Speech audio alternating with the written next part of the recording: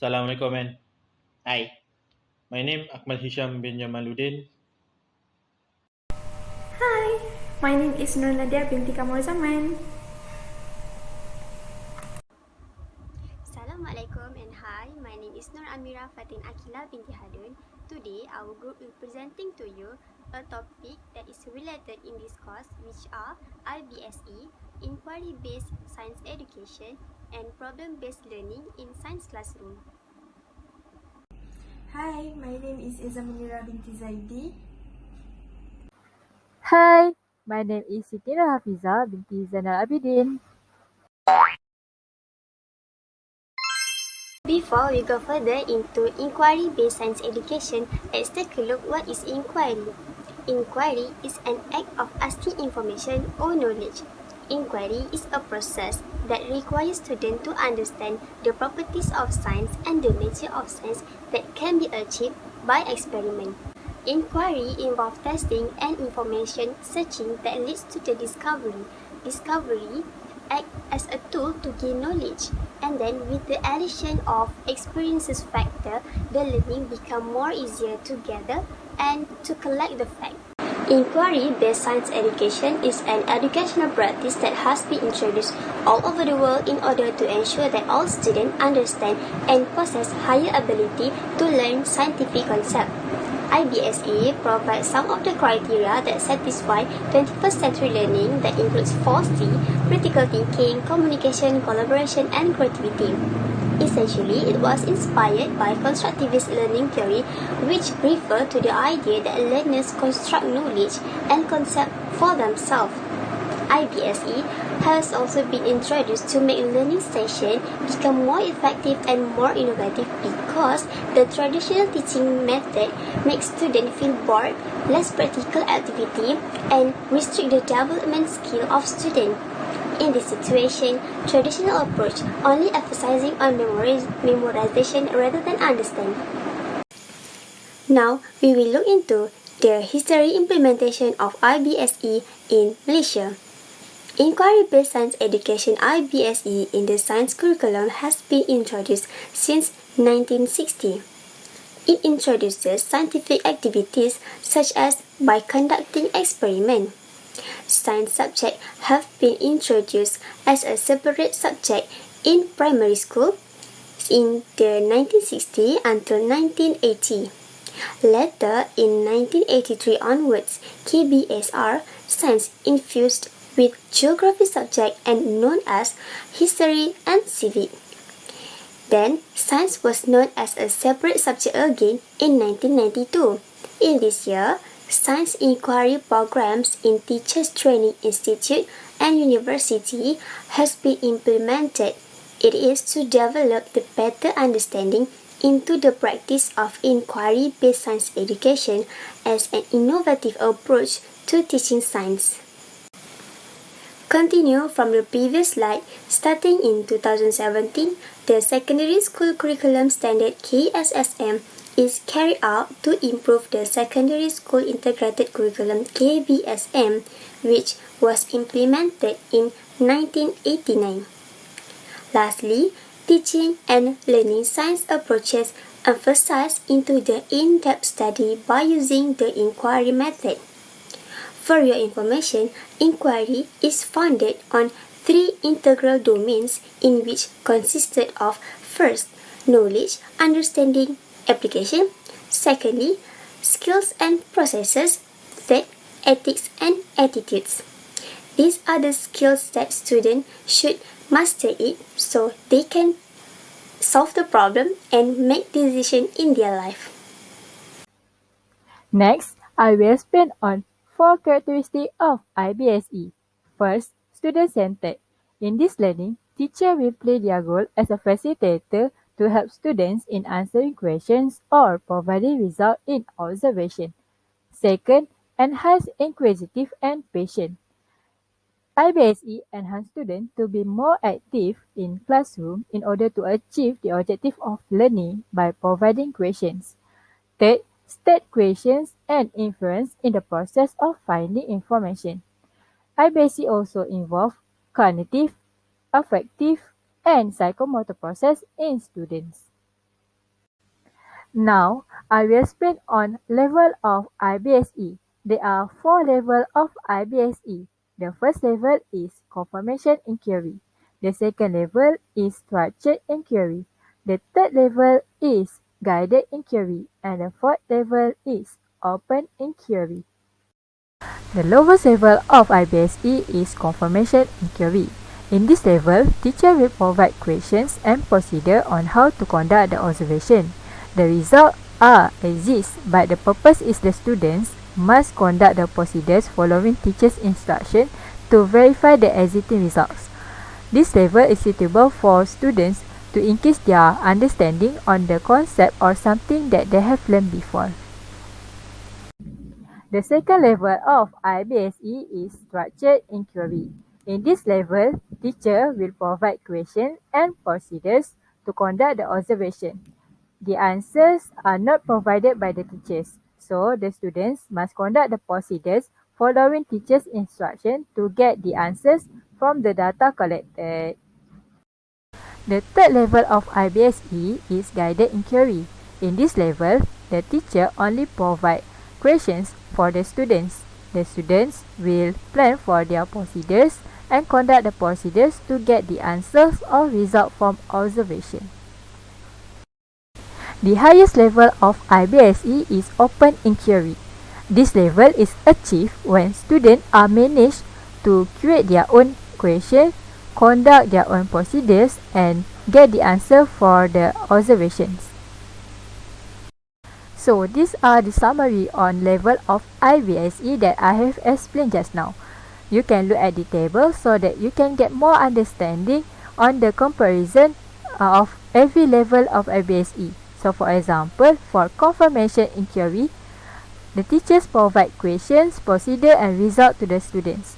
But for the highest level, which are open inquiry, the students are managed to create their own question, procedures and result without the help of teachers. Let me ask you something. Why IBSE is important to be implemented in our education nowadays? So, 21st century education nowadays focus on 4C, which are critical thinking, collaboration, communication and creativity, compared to 20th century education, which only focus to the 3 basic needs, which are counting, writing and reading. So, IBSE is important as it can initiate self-initiative in finding knowledge. It also can develop thinking and communication skills towards students and can improve cognitive potential among students. So that's why IBSE is important for our education. In this section, we will take a look at some of the approaches that are effective to be used in science education that consists of 3 items, which is 5E model, STEM-E model, and process-oriented guided inquiry learning. Now, we will look at 5E model. 5E model is an instructional model for constructivism. It was developed by Roger Bybee. According to Bybee 2002, the 5E learning cycle is not only an inquiry-based teaching approach, but it also constructivist-oriented strategy because it involves students doing experiment, questioning, and investigating a problem. Students are able to develop their understanding during the teaching and learning process. Referring to the previous slide, this step encourages students to create their own question regarding the scientific inquiry method, which it will spark their curiosity. Students will create understanding by observing, describing, and comparing material in a group discussion. Other than that, students will learn to perform particular investigations to connect prior knowledge with current knowledge, and then they can apply it to the new situations. For example, students who learn about cells, they can learn to distinguish between healthy and cancerous cells in elaboration phase. The 5E models, the last step indicates that students can relate the new knowledge to prior knowledge, and then it will encourage diverse thinking skills and collaborative learning. So, lastly, each 5E model phase can help clarify the learner's scientific and technological knowledge, abilities, and mindset. Just now, we already seen about 5E model. Now we will take a look at 7E model. 7E model or 7E learning cycle is an extension of 5E model where its objective is to ensure teachers do not leave out any important instructional component. Mainly, there are 7E components, which is elicit, engage, explore, explain, elaborate, evaluate, and extend. All these are proposed by Eisenkrat 2003. The aim of this model is to highlight the importance of previous understanding and transfer it to a new concept. According to Osman 2004, it emphasized that the 7E model could encourage students to participate in the learning session actively. It also will assist them to conduct research properly. Other than that, it encourages students to exchange ideas or communication. This model also will be able to give an opportunity for teachers to evaluate their students easily. Other than that, teachers are able to use the technology during implement this model. Referring to the previous slide, the model differs from the 5E learning model in two ways. The engage element is expanded into elicit and engage. Secondly, elaborate and evaluate are expanded into elaborate, evaluate, and extend. Elicit is a stage in which the prior knowledge of learner is elicited by question and scenario. In this part, teacher will find out what the learner already know. Other than 5E and 7E model, there is another one approach that not being used by schools but being used by university level for chemistry courses, which are 4GIL, process-oriented guided inquiry learning. So the major principle of 4GIL are students actively engaged in learning session, thinking, analyzing data, drawing conclusion, and constructing their own knowledge rather than relying on information that given by teachers, and interacting with peers by discussing the idea together. This is based on Piaget 1985.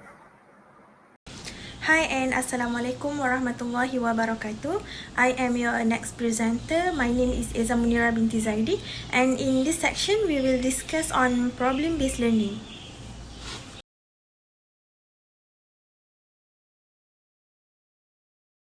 Before we go through the discussion about this topic, I would like to introduce the definition of problem-based learning. If we look into the title itself, there are the word problem. First thing first, what do you understand about problem solving? So basically, problem solving is the process of finding solution to any issues by using effective, beneficial tools and behaviorism to achieve the goals. Next, let us see the definition of problem-based learning, which is PBL. It is an education strategy where the student becomes the main driver of learning and the teacher becomes a facilitator of this learning process. The PBL process hinges on the student being able to research a problem and come up with solution with the teacher guiding and facilitating the process, but not teaching. The facilitator of your PBL group is not there to give you answer, but rather to ask pointed questions to stimulate your own thinking, to draw on your own knowledge, and to guide you with appropriate resources. Okay, I am very sure that some of us are curious where is the beginning of PBL. So here I would like to share the history of problem-based learning. Problem-based learning being traced back to 1990s, where PBL was first applied in the medical education field due to the medical graduates having a lack of practical skills. Students in the medical field who engage in PBL are more successful than traditionally prepared students in the education system with regards to self-evaluation, problem solving, data gathering, and other learning skills. This is based on Albanese and Mitchell 1993 article.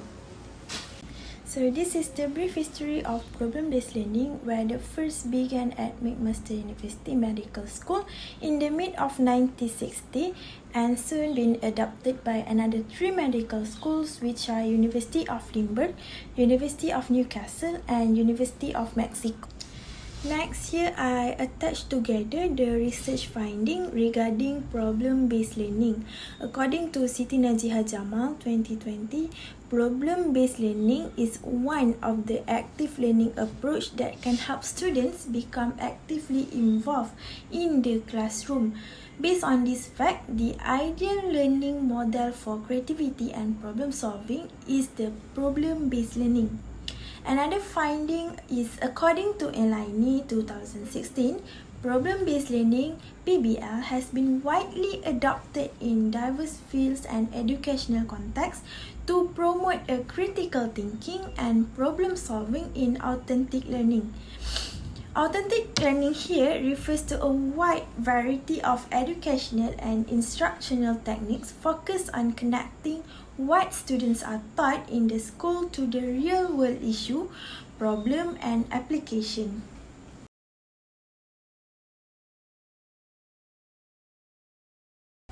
Do you know how PBL enhance student critical thinking? Critical thinking in 21st century has been recognized as a skill for citizens. Critical thinking is defined as the intellectual thinking skills like analyzing, reasoning, problem solving, creative thinking, and making judgment and good decision maker. One way to enhance critical thinking is by problem-based learning (PBL) approach, and it is already widely utilized in educational courses as problem solving. In learning assessment, students are required to brainstorm and generate the idea by their own, and the teachers only can guide their students and not teaching them. Next, students reconvene to discuss the problem further and make a decision on how to solve the problem, and only after that students can learn and get the problem solved.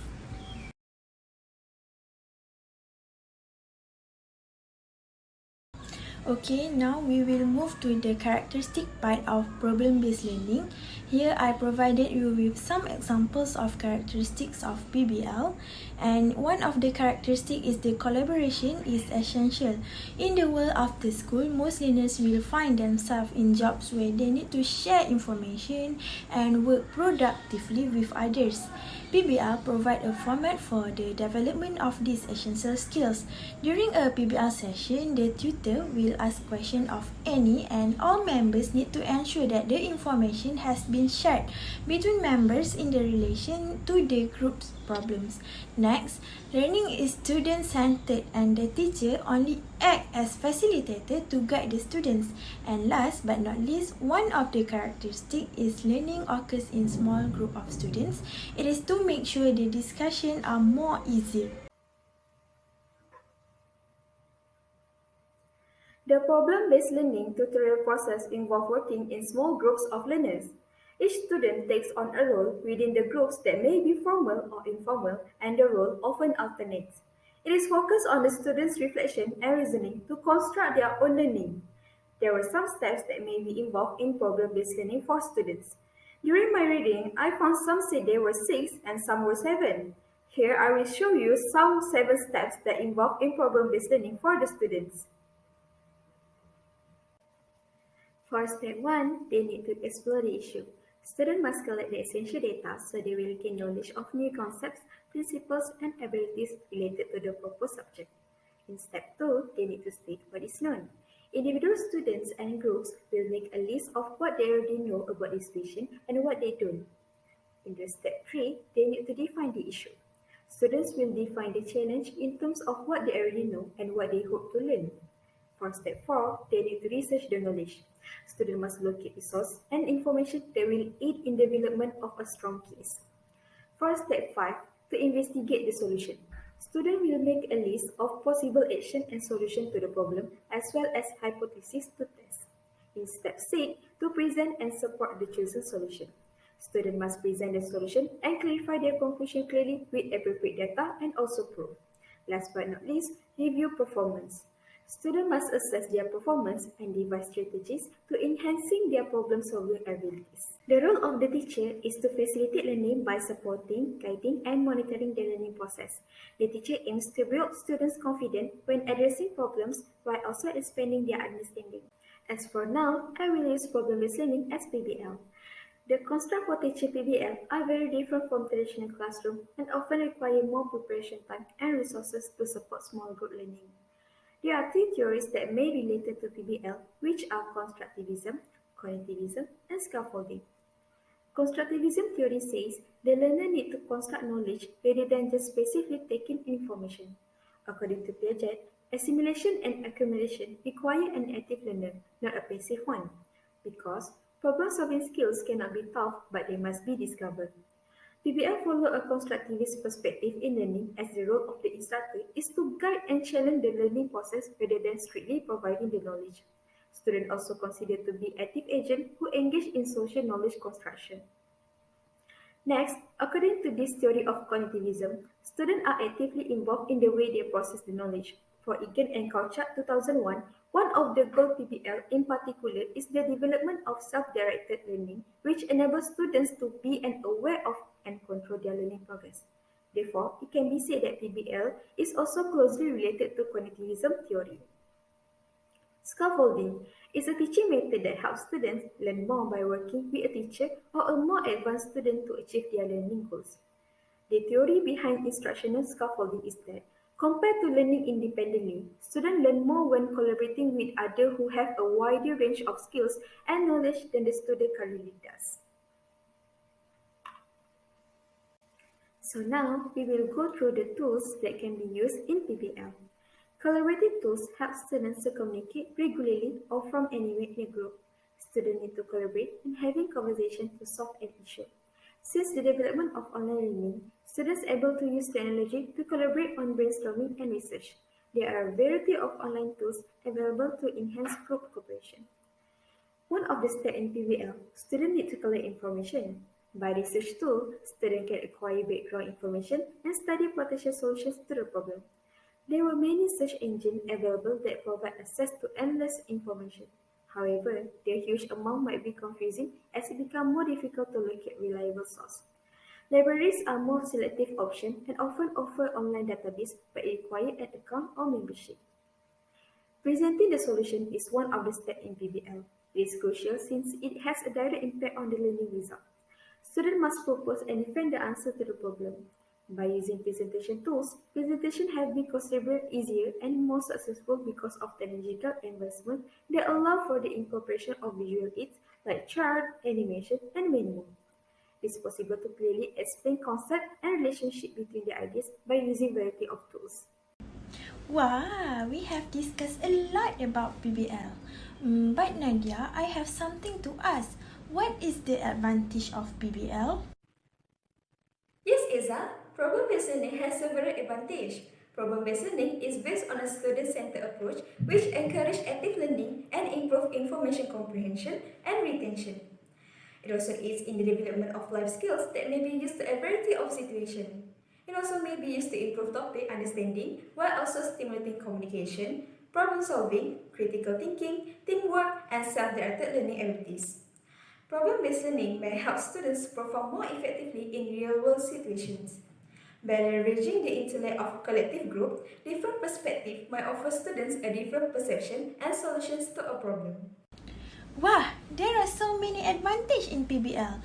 But do you know, in PBL, there are also the disadvantages such as time-consuming assessment, inadequate resource, and dominant students might affect the participation of shy-type students.